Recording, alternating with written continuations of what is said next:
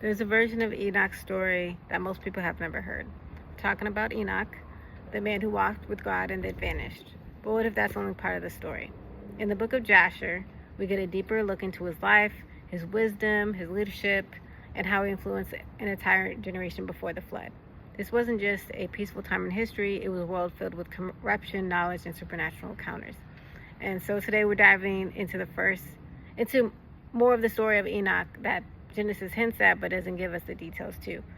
So yeah, it's found in the book of Jasher, so I will read a couple of verses from that. Okay, so if you look up the book of Jasher, chapter 3, you can follow along. I'm starting with verse 1. And Enoch lived 65 years, and he begat Methuselah, and Enoch walked with God after having begot Methuselah, and he served the Lord and despised the evil ways of men. And the soul of Enoch was wrapped up in the instruction of the Lord, in knowledge and in understanding. And he wisely retired from the sons of men, and secreted himself from them for many days. And it was at the expiration of many years, whilst he was serving the Lord and praying before him in his house, that an angel of the Lord called to him from heaven. And he said, Here am I.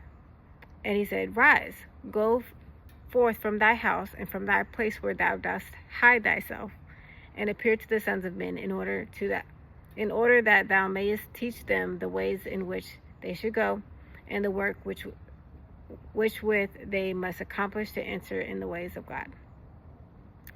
Okay, so I'll pause right there. This was verse 4.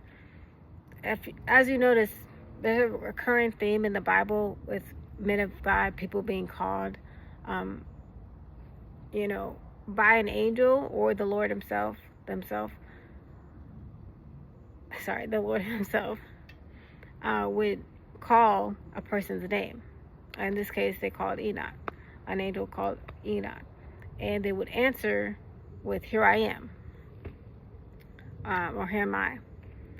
And so that's a recurring theme that I've seen in the Bible. This is an extra biblical book, so it's not in the Bible. It is in the Ethiopian Bible. So in the Ethiopian church, the book of Jasher is part of their canonized Bible. But it's not in any other church. It's not part of their Bible, so it's considered an extra biblical book. But it's just interesting that that's continued theme is still there. All right, let's continue on with verse 5. And Enoch rose up according to the word of the Lord, and went forth from his house, and from his place, and from the chamber in which he was concealed. And he went to the sons of men, and taught them the ways of the Lord. And at that time assembled the sons of men, and acquainted them with the instruction of the Lord. Okay, so he obeyed. It was a teacher and a leader. And he ordered it to be proclaimed in all places where the Son of Man dwelt, saying, Where is the man who wishes to know the ways of the Lord in good works? Let him come to Enoch. And all the sons of men then assembled to him, for all who desired this thing went to Enoch. And Enoch reigned over the sons of men according to the word of the Lord. And they came and bowed to him, and they heard his words. All right, so it's giving like King Solomon vibes as well. And I'll continue on with verse 8. And the Spirit of God was upon Enoch, and he taught all of his men the wisdom of God and his ways. And the sons of men served the Lord all the days of Enoch, and they came to hear his wisdom. So yeah, that's definitely King Solomon vibes right there. And all the kings of the sons of men, both first and last, together with their princes and judges, came to Enoch when they heard of his wisdom, and they bowed down to him, and they also required of Enoch to reign over them, to which he consented. So they made him a king, and they assembled in all 130 kings and princes, and they made Enoch king over them, and they were all under his power and command. And Enoch taught them wisdom, knowledge, and the ways of the Lord, and he made peace amongst them. And peace was throughout the earth during the life of Enoch. Okay, so in the intro I mentioned, the world was like kind of chaotic. It was before Enoch, but once Enoch started to reign and people listened to him, it was peace.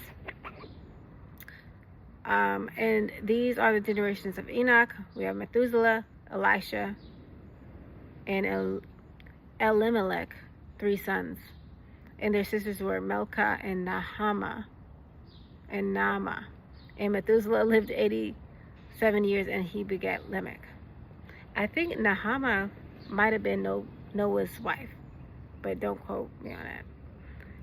And it was in the 56th year of the life of Lamech when Adam died. 930 years old was he at his death, and his two sons, with Enoch and Methuselah his son, buried him with great pomp, as at the burial of kings in the cave which God had told him. Okay, that's interesting. Yeah. And in that place all the sons of men made a great mourning and weeping on account of Adam. It has therefore become a custom among the sons of men to this day. And Adam died because he ate of the tree of knowledge, he and his children after him, as the Lord had spoken. And it was in the year of Adam's death, which was the 243rd year of the reign of Enoch. In that time Enoch resolved to separate himself from the sons of men, and to secret himself as at first in order to serve the Lord. Okay.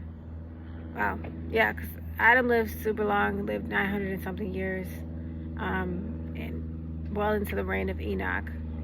Enoch only lived 300 and something years, but still, of course, a long reign, a long lifespan. But that was normal in that time period.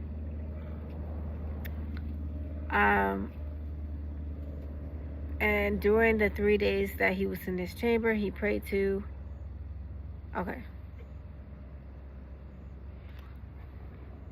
he prayed to and praised the Lord as God. And the day on which he went and appeared to his subjects, he taught them the ways of the Lord. And all they asked him about the Lord, he told them. All right.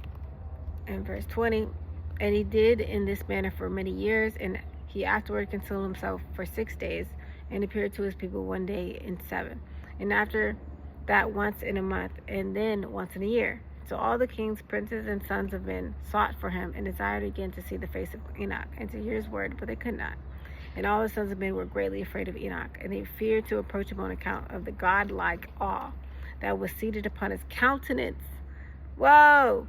Therefore no man could look at him, fearing he might be punished and die. What does that sound like to you guys? That sounds like Moses. When Moses was so close to God, he would be in the presence of God, and that his face changed and was glowing. And wow, same thing happened to Enoch. Okay, that's amazing. I mean, think about it. If there's only 2 other people who ascended into heaven that we know of, that ascended in their flesh into heaven and did not die. I mean, there's a total of 3 in the scriptures. Enoch was the first one, then there was Elijah, and then there was Jesus. Enoch and Elijah never died. They never experienced death. Jesus did experience death, but that was his choice, and it was for the good of all humanity. And then he ascended into heaven in his physical body, in his glorified bodies.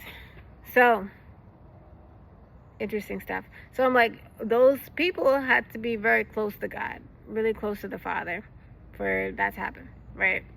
So we don't hear much about Enoch's legacy before, like in Genesis, it's hardly mentioned, but Book of Jasher goes to even more detail. But I'll stop it for now, and I'll save that for part 3, because the part where he ascends is also written in the book of Jasher, chapter 3. But I'll get into that later in part 2. All right. Thanks for watching and listening.